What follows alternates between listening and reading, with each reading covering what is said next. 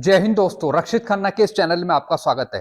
दोस्तों, आज के इस वीडियो में मैं आपको कुछ पॉइंट समझाऊंगा, जैसा कि आप पीछे बोर्ड पर देख रहे हैं। चलते हैं पहले पॉइंट की तरफ।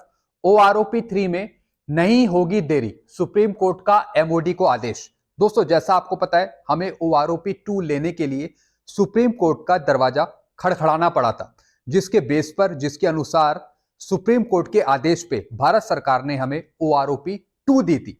तो दोस्तों, सुप्रीम कोर्ट ने उसमें एक और चीज लिखी हुई थी कि जब ओआरओपी 3 आएगी तो भारत सरकार बिल्कुल भी डिले नहीं करेगी, यानी सही टाइम पे हमें ओआरओपी 3 देनी होगी भारत सरकार को। नहीं तो दोस्तों, फिर से सुप्रीम कोर्ट की तरफ जाना पड़ सकता है अगर भारत सरकार लेट लतीफी करती है।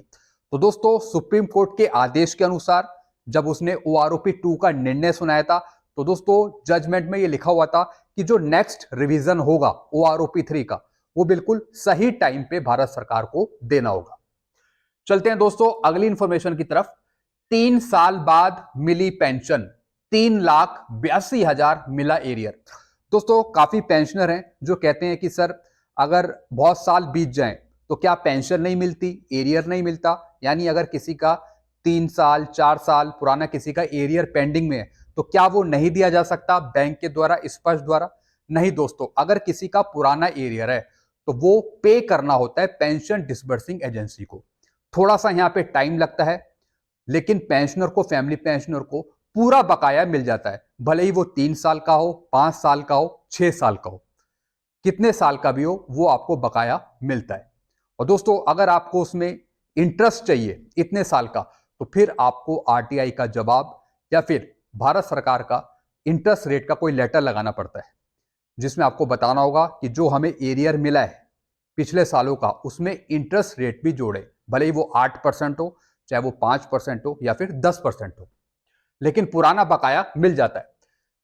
तीसरी इंफॉर्मेशन है, ओआरओपी बन गया चुनावी मुद्दा, खत्म करो राजनीति। दोस्तों, बहुत से भूतपूर्व सैनिक और कुछ पेंशनर राजनीति करते हैं ओआरओपी के नाम पे। दोस्तों, ये बंद होना चाहिए। ओआरओपी जवानों जेसीओस के लिए, इसलिए ओआरओपी का असली हक जवानों जेसीओस को मिलना चाहिए। कई पेंशनर कहते हैं कि हम कांग्रेस की साइड हैं, कई पेंशनर कहते हैं कि अगर बीजेपी सरकार ओआरओपी नहीं देगी तो हम कांग्रेस में चले जाएंगे। मतलब इस तरीके की जो राजनीति है वो बिल्कुल भी नहीं करनी चाहिए जवानों को, मेरा ऐसा मानना है। भले ही कोई सी भी सरकार हो, आपको उसका हक मिलना चाहिए, चाहे कोई सी भी सरकार हो। तो दोस्तों, आपको बिल्कुल भी राजनीति नहीं करनी है, आपको किसी भी राजनीति अखाड़े में नहीं कूदना है। आपको अपना हक लेना है, पेंशन से रिलेटेड जो भी समस्याएं हैं वो रखनी है भारत सरकार के सामने, लेकिन राजनीति में नहीं पड़ना। क्योंकि दोस्तों, राजनीति से भी, जो राजनीति आप करते हैं उससे भी आपके अलग अलग संगठन बन जाते हैं। कोई कहता है मैं कांग्रेस का हूं, कोई कहता है मैं बीजेपी का हूं, मैं इस ग्रुप में शामिल होना चाहता हूं। यानी राजनीति से भी आपकी एकता भंग होती है, एकता टूटती है दोस्तों राजनीति से।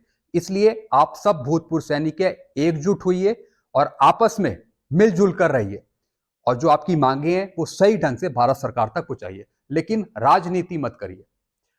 चलते हैं दोस्तों अगली इंफॉर्मेशन की तरफ। चौथा पॉइंट देखिए, जवानों जेसीओस के साथ भेदभाव, दिल्ली हाई कोर्ट में सुनवाई 18 दिसंबर को। दोस्तों, जैसा आपको पता है, voice of ex serviceman society के द्वारा इक्वल एमएसपी का केस डाला गया था, और वो अभी चल भी रहा है दिल्ली हाई कोर्ट में। यानी उसमें जो मांग रखी गई थी जेसीओस की, ओआरस की, कि उनको भी 15,500 एमएसपी चाहिए, बल्कि ऑफिसर्स को क्यों ज्यादा एमएसपी दी जा रही है, ओआर जेसीओस की भी एमएसपी बढ़नी चाहिए। तो दोस्तों, सिर्फ इक्वल एमएसपी ही भेदभाव की श्रेणी में नहीं आता, और भी मुद्दे हैं जो भेदभाव क्रिएट करते हैं ऑफिसर्स और जवानों के बीच में, जैसे सीएसडी हो गया, ईसीएचएस हो गया, डिसेबिलिटी पेंशन हो गई।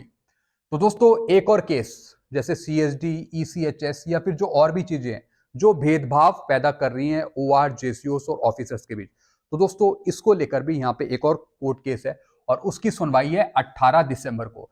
यानी दोस्तों, सीएसडी में सारी चीजें समान मिलता है, सब कुछ मिलता है, लेकिन ऑफिसर्स को वहां पर अलग ट्रीट किया जाता है, ओआर जेसीओस को वहां पे अलग ट्रीट किया जाता है। ऐसे ही आप ईसीएचएस में देख लें, दर्द सबको एक जैसा होता है, ऑपरेशन भी दोस्तों सबका एक जैसा ही होता है।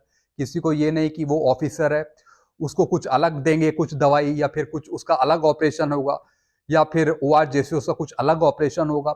ऐसी सीएसडी में सामान के लिए वहां पे कुछ अलग काउंटर बनेंगे या फिर कुछ ऐसा होगा। दोस्तों ये सब एक प्रायोरिटी है जिसके बेस पर सबको एक जैसा ही सब मिलना चाहिए।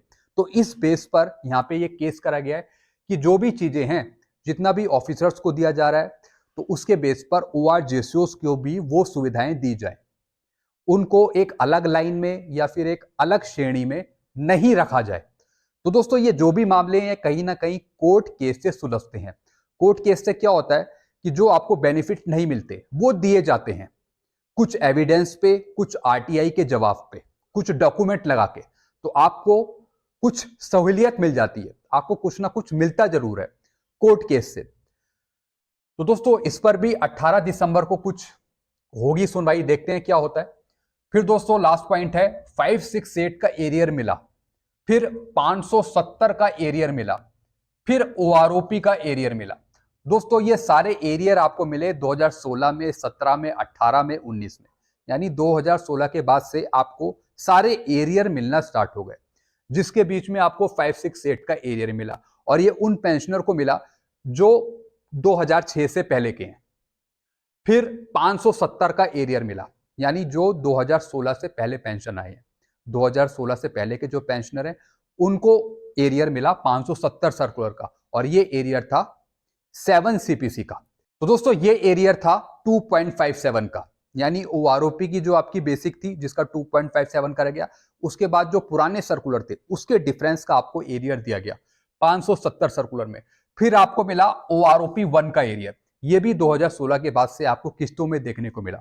तो दोस्तों ये सारे एरियर हैं जो आपको कहीं ना कहीं मिले हैं। अगर आपको 568 का एरियर नहीं मिला तो इसके लिए आपको कार्रवाई करनी पड़ेगी। अगर आपको 570 का एरियर नहीं मिला तो इसके लिए भी आपको कार्रवाई करनी पड़ेगी। बाकी OROP 1 का तो आपको एरियर मिला ही है। तो दोस्तों कंफ्यूजन है 568 पे और 570 पे, तो ये वाला एरियर भी सबको मिला है और ये वाला एरियर भी सबको मिला है। तो दोस्तों एक बार आप चेक कर लेंगे ये सारी चीजों का कि आपको एरियर कहीं आपका छूट तो नहीं गया। अगर छूट गया, नहीं मिला, तो फिर आप कार्रवाई करेंगे स्पर्श के थ्रू, बैंक के थ्रू। तो दोस्तों ये सारी इंफॉर्मेशन थी जो मैंने आपको समझाई। इसके रिगार्डिंग या फिर और कुछ आपको पूछना हो तो नीचे आप कमेंट कर सकते हैं। और दोस्तों एक और चीज आप मुझे बताइएगा कमेंट में, क्या जो ये भेदभाव है CSD पे, ECHS पे, क्या ये दूर होने चाहिए कोर्ट केस से?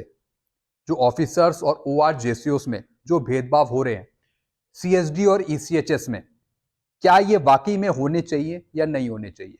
और दोस्तों ये जितने भी मसले हैं कोर्ट केस से सुलझ पाएंगे, आप नीचे कमेंट करेगा।